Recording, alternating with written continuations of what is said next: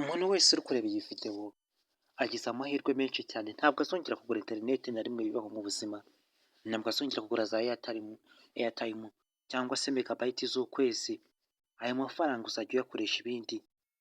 Ndakwakiriye kuri uyu muyoboro, niba uhageze ntuzongera kugura interineti na rimwe bibaho mu buzima.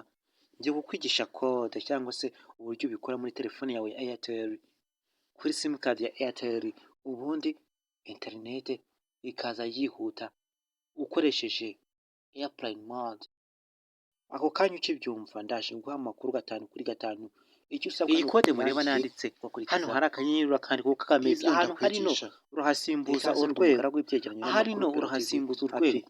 Mwumve neza ubumenyi bw'agatangaza, ubumenyi utigeze ubona, ubumenyi ugiye kuvoma hano kuri iyi channel ukanakugaburira.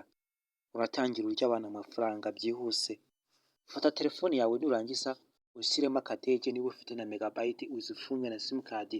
Ubwo urashyiramo akadege handi umanura akanuza hejuru ukande kuri airplane mode uyishyiremo, birahita bigaragara ko nta simukadi n'imwe irimo, ko hari no service.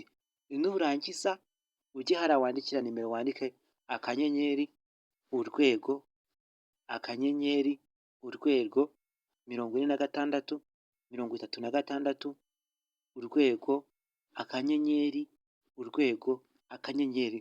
Nurangiza barahita bakujyana ahantu handitse ngo phone information setting.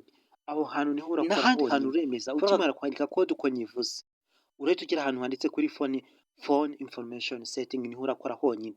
Nurangiza harita haza utundi tuntu tumanutse dufungutse nka tuno nakweretse ugitangira video, ugitangira kuyifungura. Ahantu handitse mobile radio power, ako kantu niko uracana konyine. Nurangiza ujye kuri YouTube ustreaming amavideo uyarebe, nta n'ikintu uhinduyeho, urebe amavideo interineti ze itari yayindi loading. Kandi munyandikire muri comment, umuntu wese uraza kubikora neza, umunyeshuri wizana muri class, muri zooming class, munyandikire mubimbwire, mubibwire n'abandi, kandi musharing iyi video ugere ku bantu benshi. Ntabwo nkeneye ko abantu bazongera guhomba ngo bagiye kugura interineti, oya ntibizongere kubaho. Isangiza inshuti zawe, ababyeyi, abavandimwe bose, ntihazogire umuntu wongera kugura interineti.